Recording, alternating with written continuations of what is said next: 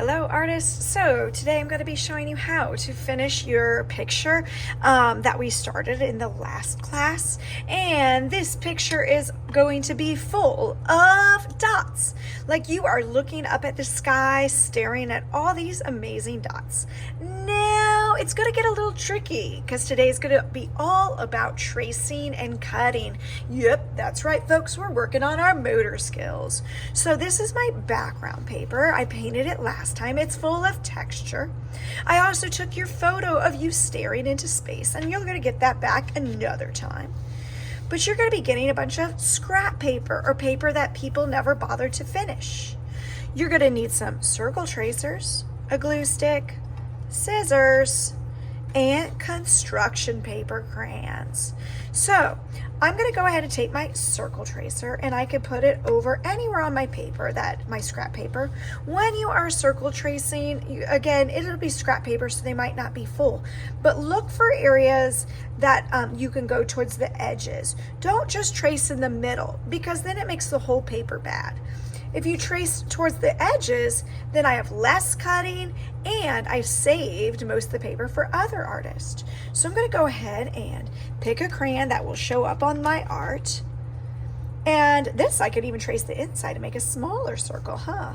I'm going to go ahead, press down and hold my circle tracer with one hand, trace it with the other one.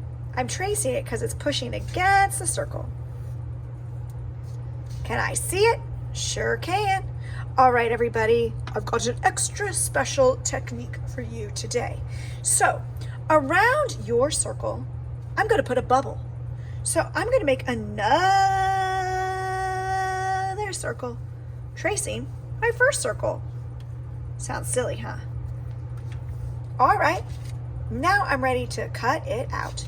Now, if the paper's too big, I can make it smaller first of all.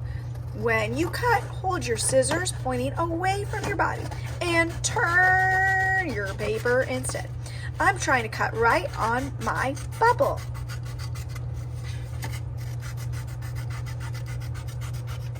Boop. Ooh. And then that I even have room for another one, don't I?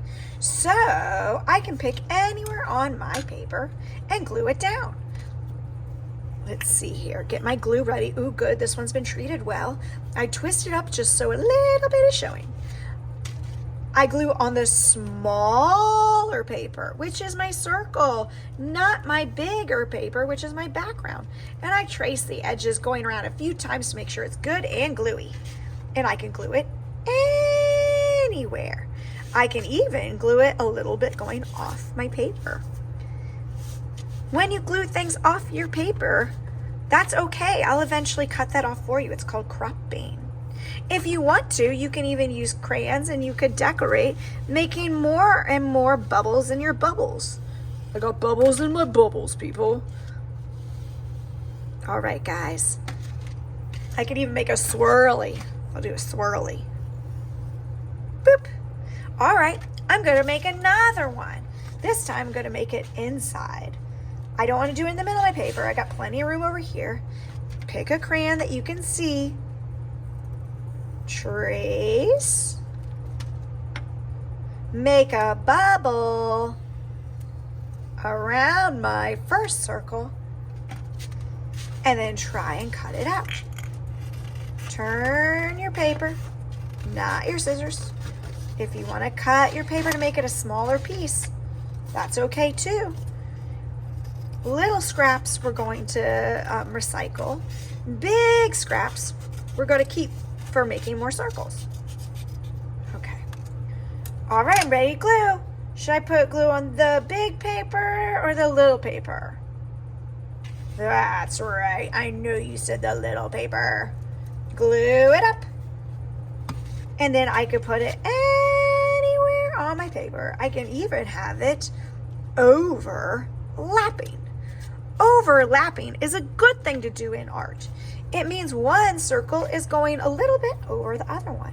And I can keep going and going and going and going and going and making more and more bubbles. And I'm going to show you how to finish this project live in class. So happy arting today.